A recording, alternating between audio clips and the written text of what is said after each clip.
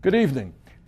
Before I respond to President Trump's speech and what he said tonight, I wanted to say a few words about what he didn't say, because when you analyze the speech, sometimes what is more important is what somebody does not say as opposed to what they actually say. Some examples. At a time when over half of older Americans have no retirement savings, I did not hear President Trump say one word, not one word, about Social Security or Medicare.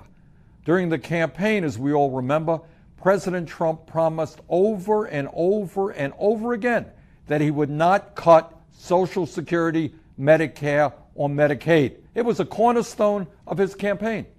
But in his first address to the nation, he didn't even mention Social Security or Medicare once, not a single time. Even worse, President Trump has proposed a massive cut to Medicaid, massive cut, threatening the nursing home care of millions of senior citizens and the health care of many, many of our children. I urge President Trump, keep your promises. Tell the American people, tweet to the American people that you will not cut Social Security, Medicare, and Medicaid.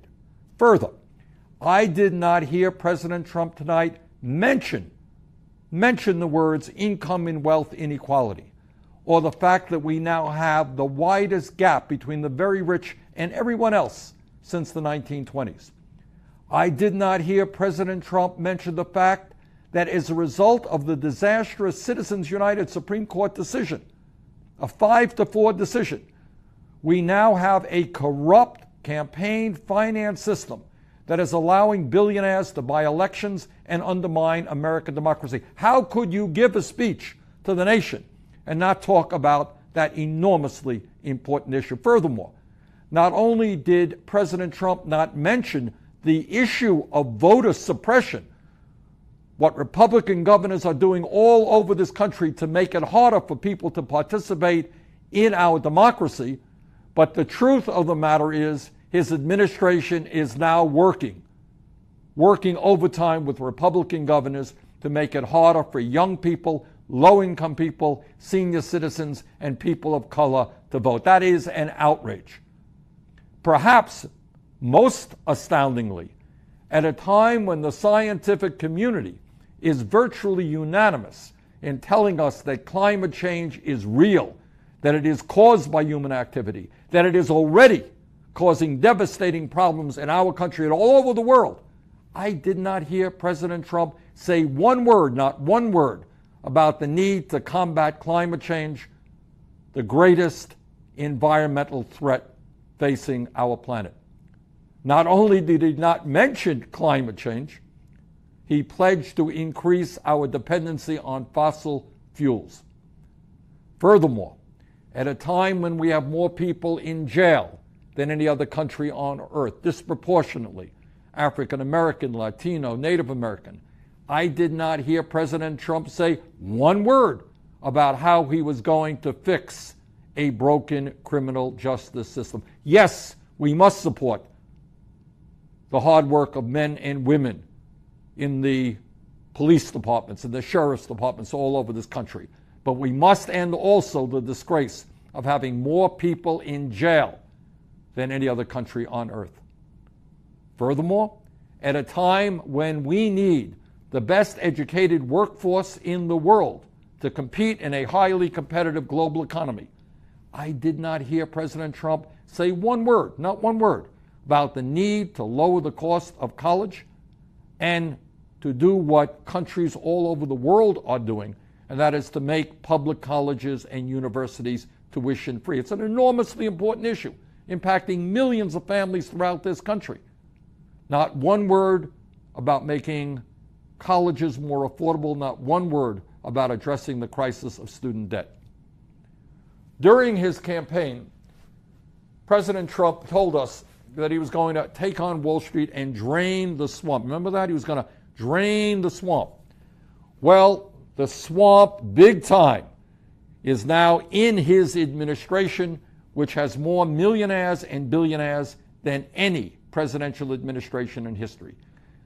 Amazingly enough, for somebody who was going to drain the swamp, who was going to take on Wall Street, his chief economic advisor, Gary Cohn, is the former president of Goldman Sachs, one of the major financial institutions that paid billions of dollars in fines for their illegal activity. That's really draining the swamp. Needless to say, I did not hear President Trump say one word about another campaign promise that he made to the American people, and that was to reinstate the Glass-Steagall Act. Now, that's a little bit about what Trump did not say tonight. Let me just say a few words about what he did say. The truth is that some of what President Trump said tonight, it sounds good on the surface, but it doesn't sound so good if you dig just a little deeper beneath the surface. President Trump told us that we need to invest $1 trillion in our infrastructure, in our crumbling infrastructure, to create millions of new jobs. And you know what? He is absolutely right. That's something that I have been working on for years.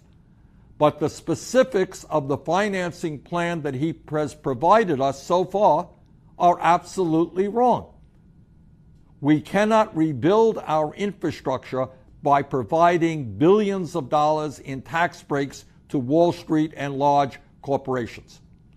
Donald Trump said tonight that we need to promote clean air and clean water. And to be very honest with you, because I was only a few feet away from the president, I had a difficult time not laughing out loud when he said that. Because on this very, very day, he signed an executive order rolling back President Obama's clean water rules and has appointed the most anti-environmental EPA administrator in our nation's history. President Trump said tonight that he wants to substantially increase funding for the Pentagon. What he didn't say tonight is that he will come up with that $84 billion in increased funding for the Pentagon by slashing programs that benefit the working people of this country, that benefit the elderly, that benefit the children, the sick, and the poor. Now, here's the truth. At a time when our country spends more on defense than the next 12 countries combined, when virtually every major defense contractor has committed fraud and has had to pay fines to the federal government for their fraudulent activity, at a time when the Pentagon has buried evidence of $125 billion in bureaucratic waste, President Trump wants to increase defense spending by $84 billion over the next year and a half. And let me be very clear in stating that I think those priorities are wrong. We should not be cutting massively programs for people in need and then significantly expanding spending for the military. And let's be also clear.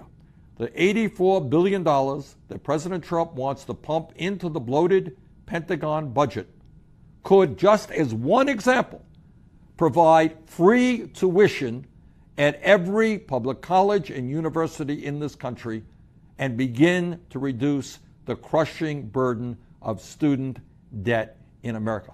That is a choice.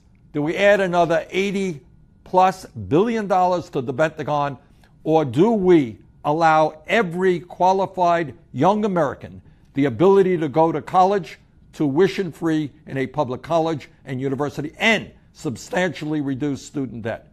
I think the choice is clear. I think we do not need to greatly increase Pentagon spending. And while President Trump wants to slash programs that the elderly, the children, the sick, and the poorest Americans desperately rely on, he also thinks that it is a great idea to provide nearly $3 trillion in tax breaks to the top 1%. Middle class shrinking, 43 million people living in poverty, the rich doing phenomenally well, and Donald Trump wants to provide $3 trillion in tax breaks for the people on top. That is an outrage. Furthermore, President Trump claimed tonight that American corporations pay the highest tax rates in the world. We're going to have to lower substantially tax rates on large corporations. What he said is untrue, not true. According to the Government Accountability Office, one out of five large profitable corporations pays nothing, zero in federal income tax. Today, we are losing $100 billion in revenue every year because corporations are stashing their cash in the Cayman Islands and other offshore tax havens. These corporations don't need a tax cut. They need to start paying their fair share of taxes.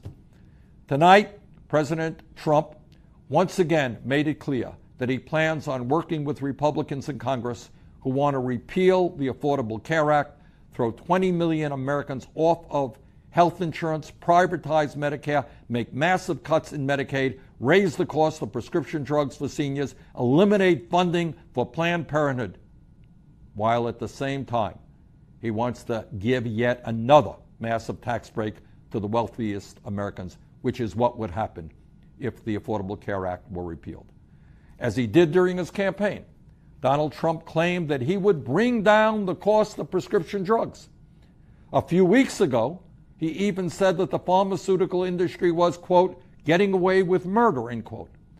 But if Donald Trump really wanted to take on the pharmaceutical industry, he would have told his Republican friends in the House and the Senate to pass legislation which I introduced today with 20 senators, allowing Americans to import safe, low-cost medicine from Canada. We should not have to pay the highest prices in the world for the medicine we use. Since the beginning of this year, we have seen unprecedented grassroots energy from Maine to California. Last week, at Republican town hall meetings across the country and at more than 150 rallies that took place from coast to coast, the American people sent a clear message about what they expect from Congress. As a result, the Republicans are getting very, very worried. They're not so cocky anymore about simply repealing Obamacare. And they should be worried because the American people are standing up. And what they are saying loudly and clearly is, no, you're not going to repeal the Affordable Care Act. No, you're not going to destroy it. You are going to improve it. And in my view, what we must be doing right now is not only defending the Affordable Care Act, not only improving the Affordable Care Act, we have got to move forward to join the rest of the industrialized world and guarantee health care to all people as a right, not a privilege. We must go forward towards a Medicare for all single-payer program. But defeating these attempts to destroy the Affordable Care Act and transfer even more of our nation's wealth to Donald Trump and his billionaire friends is going to take all of us coming together and making our voices heard. Those of you who attended rallies or town hall meetings, keep showing up, keep calling Congress, and continue the fight. The Republicans are now on the defensive, and we've got to continue to push them back. Those of you who haven't taken action yet, we need your voices. We need your action. Only together, when millions of people stand up and fight for economic justice, for social justice, for racial justice, for environmental justice, only then can we create the political revolution that will turn this country around. Thank you all, and have a great evening.